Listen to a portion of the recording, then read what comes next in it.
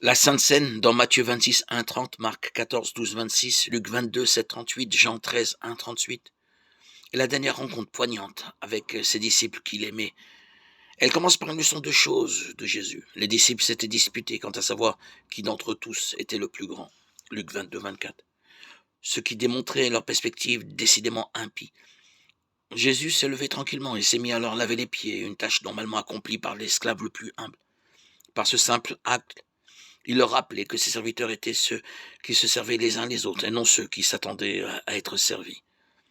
Il a ensuite expliqué qu'à moins que l'agneau de Dieu ne nettoie les péchés d'un individu, cette personne ne peut jamais être pure. Si je ne te lave pas, tu n'auras pas de part avec moi. Jean 13, 8. Au cours de ce repas, Jésus a aussi désigné le traître Judas, qui allait le livrer aux autorités et provoquer son arrestation.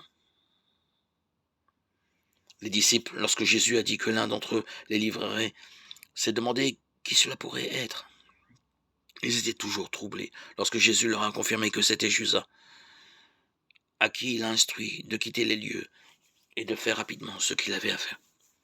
Après le départ de Judas, Jésus a institué la nouvelle alliance en son sang et a donné le commandement que ceux qui le suivraient devraient s'aimer les uns les autres et vivre par la puissance du Saint-Esprit. Nous nous souvenons de la nouvelle alliance chaque fois que nous entrons dans l'ordonnance chrétienne de communion, célébrant le corps de Christ qui a été brisé pour nous et son sang qui a été versé pour nous.